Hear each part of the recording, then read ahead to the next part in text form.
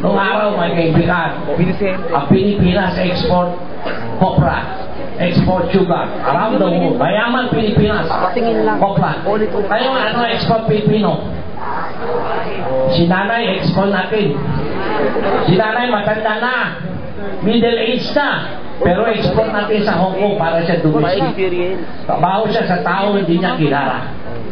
Hindi mo alam kung masungit, malupit. Pero trabaho siya nun. Para kikita para sa kanyang mga anak, sa kanyang pamilya. Si kuya, si tatay, ano sa Middle East.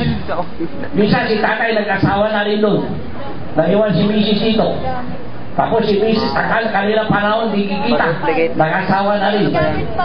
Si ate nasa Japan, UK. And yet we are so proud. They bring $14 billion a year to the Philippine economy. Naninanakaw naman ang mga politiko. We are so proud yan po, the new hero. Yung mga maguran natin, mga tatay natin, kapatid natin, they're a new hero. But it is breaking the very core of Filipino society, which is the Filipino family.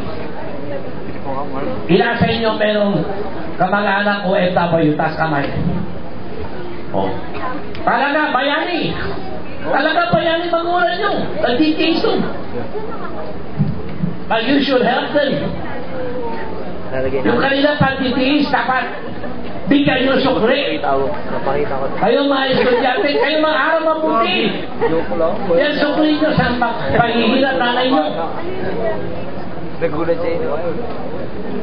Sila. Papaitan mo. Ako'y nadadala ng sinasabi ko, mga kaibigan. Ako naman hindi naman talaga kumulyan Ako'y Pilipino rin tulad niyo. I am, last June 8, I turned 70 years old. When I was 50, I really did study in Ateneo de Manila. Ako po'y journalism ang kinuha ko. At pagkatapos nun, ako po'y naging director ng mga komersyal. Halos lahat ng komersyal na nakita nyo sa TV, 50% yan siguro gawa ko. Ngayon, no, ako'y 50 years old, sabi ko, ano bang ginawa ko sa buhay ko mula nung nag-graduate ako? Nakita ko, middle class ako, hindi naman ako mayaman, hindi naman ako naghihirap. But I'm doing okay. Pero nakita ko po yung bayan natin, ay hindi na tulad ng bayan nung ako'y bata pa. Tanungin nyo sa mga lolo ninyo, sa mga tatay ninyo, kung ano ang Pilipino noong araw. Balik mo na. Ang Pilipino yung ginagala. Ang Pilipino sinasalutuhan, miski saan siya naroroon. Ngayon, ang mga Pilipino kinubot siya. Sinasabi, domestic, alila, alipin, kontratuhin para mga hayop. Hindi po dapat gano'n. Because we have been there. Nanggaling na tayo sa itaas. Tayo po ay inilala, dinakila ng buong Southeast Asia. Kaya po, kung kinumbilha ko ni Father Reyes, para magsalita dito.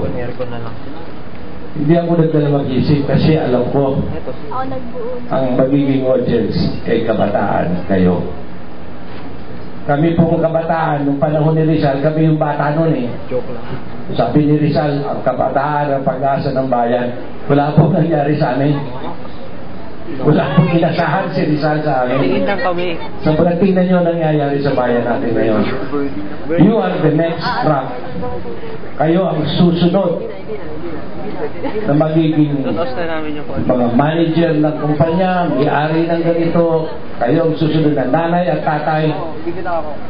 Sana po, gamitin nyo ang inyong utak.